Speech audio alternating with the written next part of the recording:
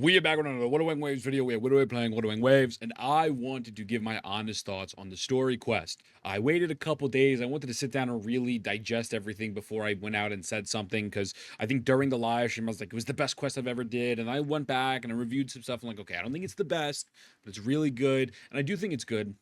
Well, Jen has predicted the future, man. True 7 out of 10. No, I'm not going to give it a 7 out of 10. I'll be off rip. I think that for me, it's a 7.5 or 8. I lean more towards the 8, and that's specifically for the ending and what I think is to come after, which we'll talk about. But yeah, I think more towards an 8. I think my final verdict would be an 8. And so obviously spoilers included in this. If you don't want to see, don't watch.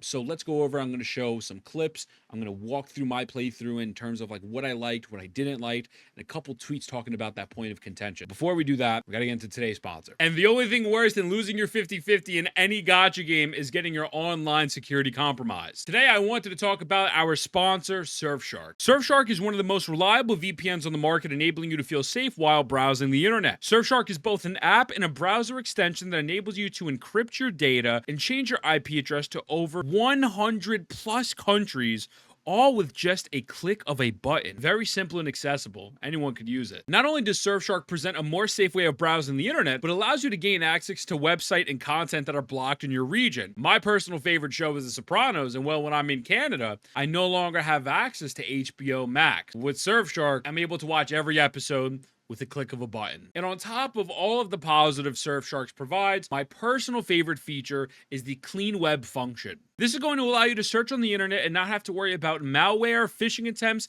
and even disabling ads on most websites. Working with Surfshark has easily been one of the best experiences I've had in a very long time, and to make it even better right now, you can use the discount code ETHAN at checkout, and you'll get an extra 4 months of Surfshark VPN. Also, if you're not satisfied with Surfshark, there is a 30-day money-back guarantee provided. So thank you, Surfshark, for this sponsor, and go try out my favorite VPN on the market.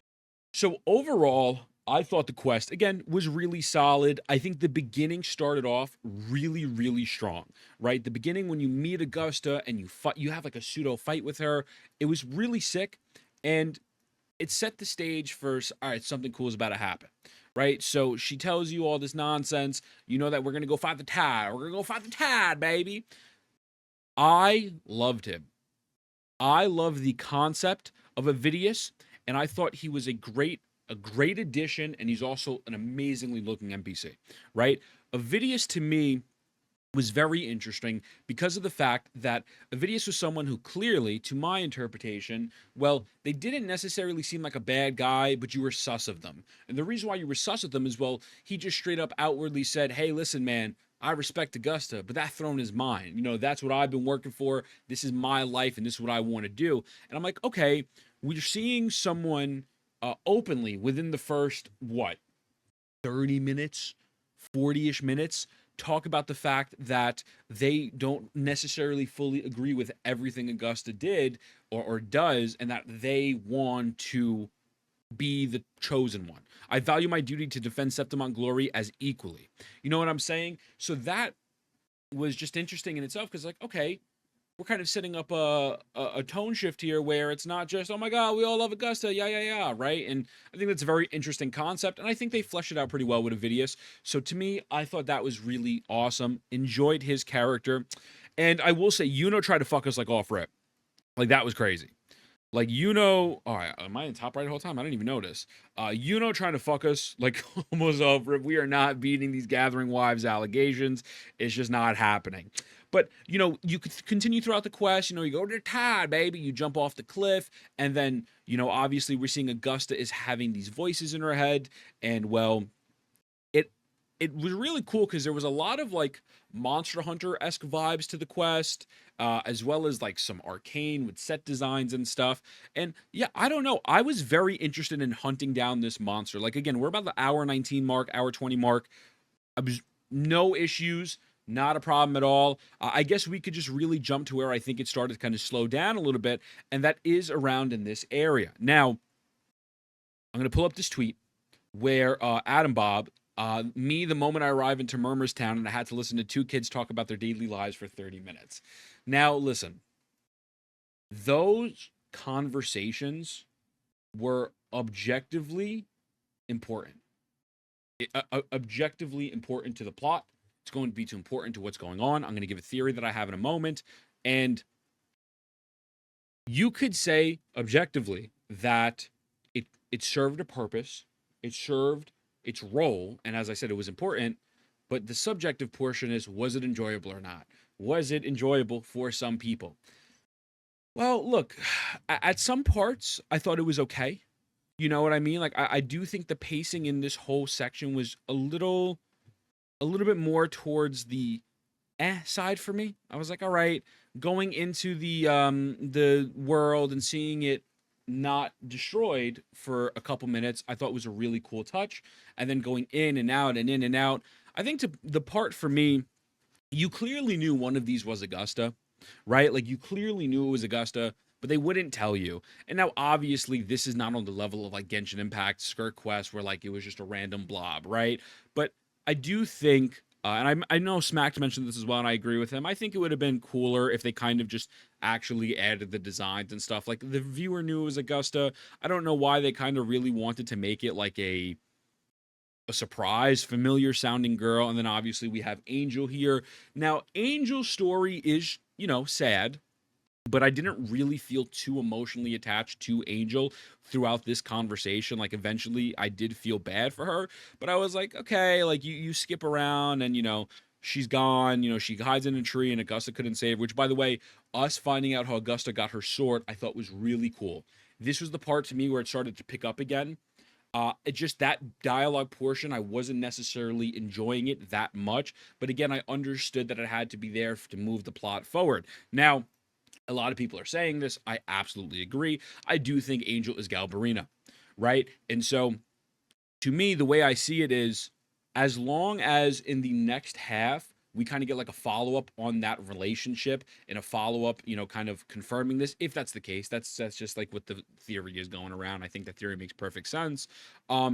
If we see more of a relationship build there from those two as now adults clashing, trying together, Augusta's like, oh my God, like, you know, you were my friend, I tried to save you. And then Gabrina's like, nah, I got the dark tide with me now. I think that can make for really great dialogue. So again, I'm not too pressed about this section, but I absolutely understand why someone did not like this section because it did feel like a slog going in and out and in and out and in and out. And again, like the whole, oh, Augusta, it's you. It's like, yeah, motherfucker, I knew that. Like, I knew that already, right? So, but I don't think this is anything too egregious where I was like, this is the worst thing ever, you know? And then we go further into the quest, and now we're getting towards the ending.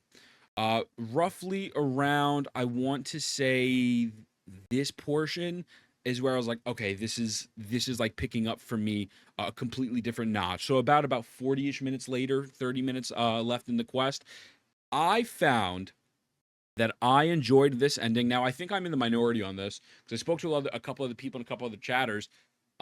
When we fight Augusta, I thought she was gonna die, right? Like I found this ending to be super epic.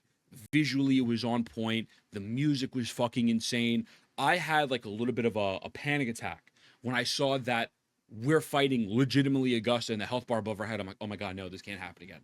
Like we just had Frolova. We can't do this again. Please, please. No, no, no, no. No, no, no, no. Like I really fell for it. Maybe I'm naive, right? It is what it is. But I like the cutscenes like this and the story with the doing this. I was like, awesome. Like, I don't know. They had me here, brother. They fucking had me. I thought something tragic was going to happen. And the music matching up to it, seeing then Augusta kind of like use all of the fallen soldiers to make a comeback and really go in there and be like, I'm going to defeat the enemy with Rover, felt awesome. And I will say this. I believe this is the best design boss in Wuwa. This boss was beating my ass. The day this becomes a hologram, we're all going to be cooked. Like this boss is actually a different level of fun, and especially after the last boss from the final quest, that was probably the weakest part about the quest was the boss itself. They really made up for it here. So I don't know, man. Like when I sit down and I look at this quest as a whole, obviously we get to the end, you know, etc. Galbarina makes her appearance.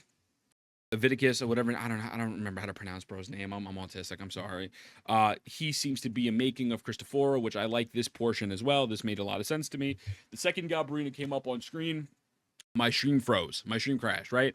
So with the inclusion of Galbarina at the end, they are clearly having some setup.